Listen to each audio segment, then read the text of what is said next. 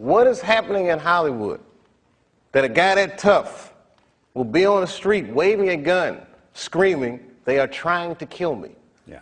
What's going on? Why is Dave Chappelle going to Africa? Why does Mariah Carey make a $100 million deal and take her clothes off on TRL? A weak person cannot get to sit here and talk to you. Ain't no weak people talking to you. So what is happening in Hollywood? Nobody knows. The worst thing to call somebody is crazy, is dismissive. I don't understand this person, so they're crazy. That's bullshit. These people are not crazy. They're strong people. Maybe the environment is a little sick.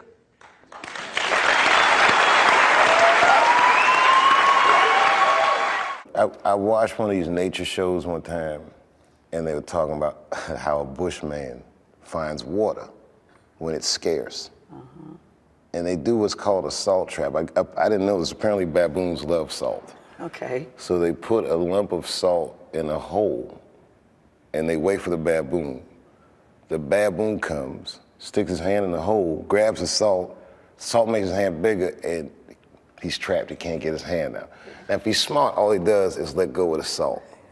Baboon doesn't want to let go of the salt. Then the bushman just comes, takes the baboon, throws him in the cage, and gives him all the salt he wants. And then the baboon gets thirsty. The bushman lets him out the cage. The first place the baboon runs to is water. Bushman follows him, and they both drink to their fill. And in that analogy, I felt like the baboon. But I was smart enough to let go of the salt. I gotta tell you something, and I don't talk about it often. Have you ever worked all your life for something and have it not work out? That happened to me. It was tough. Think about it. I was gone for 12 years. It's not a little bit of time. It was hell. I watched other niggas that I knew become very famous. I watched the world go on without me. I mourned the loss of it, and after a while, I didn't care. Coming back was terrifying. I understand what I am. I really do, more than anybody. Like when they write about me in history, I'll be dead reading it like, yeah, I knew they'd say that. I swear to God, this might be the noblest of professions. Robin Williams had a bar that I loved. He said, comedy is the only job you can have where you can use everything you know. And that's true. You can use more than you know. You can use what you think.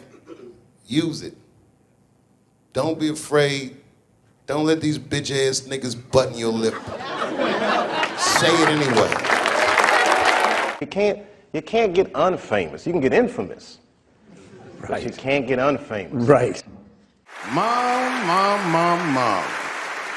You have no idea what I put this woman through. If you had just given birth to me, that would have been more than enough. But the fact that she raised me and raised me well, we had a real oral tradition in our house. I knew the word griot when I was a little boy. A griot was a person in Africa who was charged with keeping the stories of the village. Everyone would tell a griot the stories, and they would remember them all so that they could tell future generations. And when they got old, they'd tell them to someone else. And they say in Africa, when a griot dies, it's like a library was burnt down. And my mother used to tell me, before I ever thought about doing comedy, she said, you should be a griot. And she'd fill me with every story of black life. You know, she's educated in African-American studies, and she would let me understand the context that I was being raised in, that I'm being raised in a hostile environment that I have to tame. By the time I was 14 years old, I was in nightclubs, mastering an adult world. It was terrifying. The crack epidemic was going on, and my mother would hear gunshots outside and be scared to death. Maybe it's my son. But early in my career, if you remember, Mom, you used to sit in the club with me. She'd do a full day of work. You'd be back there falling asleep, just waiting for me to go on. She would watch my show every night. Do you know how long that car ride is home?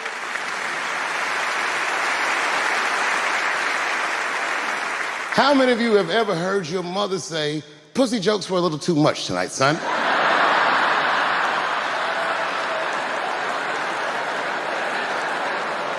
I was a soft kid.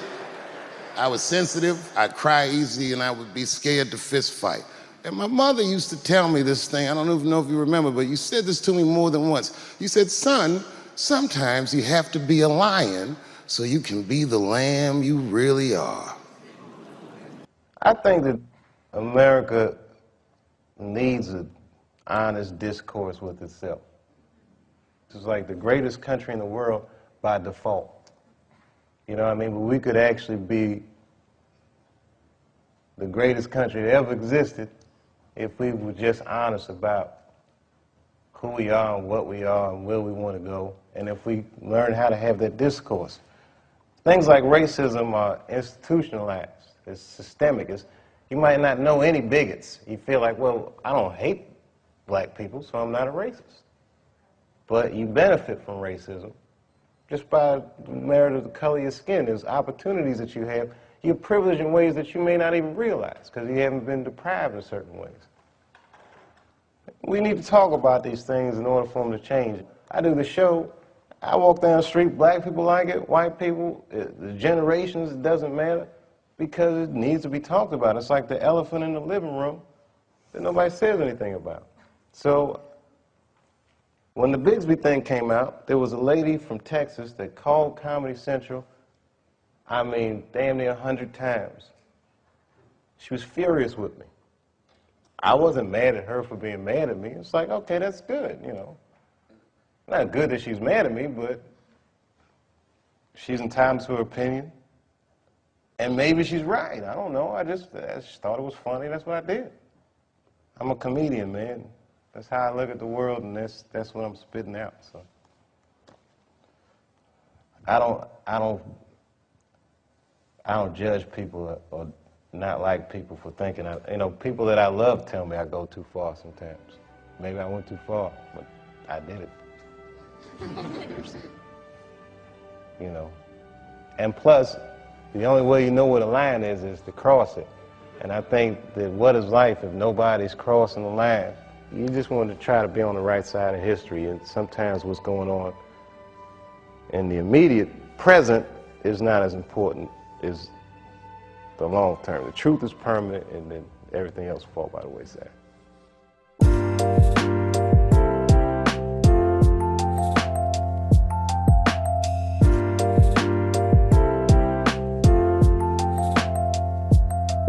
I did want to say, and one thing today just made me think about, for all the things that I've done, I'm most renowned for what I didn't do. I've made decisions in my career that a lot of people have called insane. 2004, I had a $50 million deal on the table, and in a crisis of conscience, flipped the table over and walked away. Went to South Africa. Everyone said I was running away from the money. That is not true. In fact, I still want that money.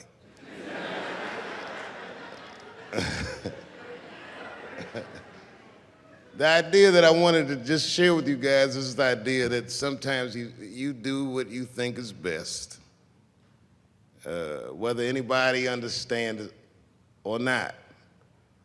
I heard a story about my father where someone told me he used to do statistics for a company in DC. The company he did statistics for started doing business with the South African government, so he quit his job. It's caused a lot of problems between him and his wife. It's hard for a man when he can't provide for his family the way he wants to, and he suffered through it. And a generation later, when I had my crisis of conscience, I was able to go to a free South Africa and get away from the heat. This idea that what you do in your lifetime informs the generations that comes after you is something I keep thinking about, something that is so much bigger than just ourselves. And today I'm standing in front of you guys, and I know you guys are like, oh, I know you're bored. But I see family of mine in the front row some who I've never met, and I just realize how all of us are connected. That my great-grandfather built something more substantial than buildings. He built a community, and he built, more importantly than a community, he built a way. You know, so I'm very grateful. Very grateful Hello, police. I just saw him saying, you know what I mean? He's standing over like, so this is what black people talk about.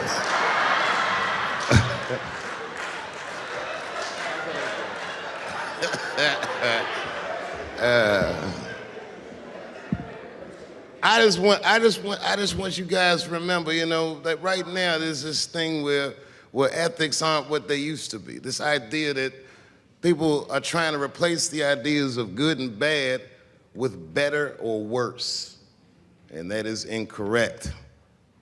You gotta keep your ethics intact because good and bad is a compass that helps you find the way. And a person that only does what's better or worse is the easiest type of person to control. They are a mouse in a maze that just finds the cheese. But the one who knows about good and bad will realize that he's in a maze.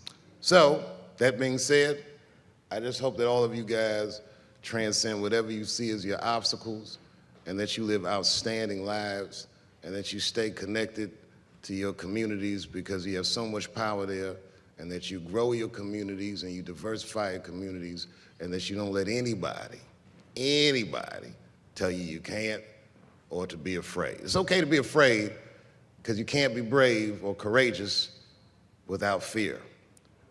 The idea of being courageous is that even though you're scared, you just do the right thing anyway.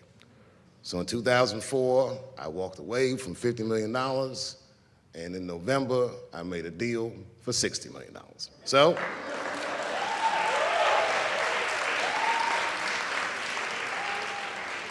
although I am not the most famous comedian of my time, I would like to know what their great-grandfathers did. I'm very proud today. Thank you very much.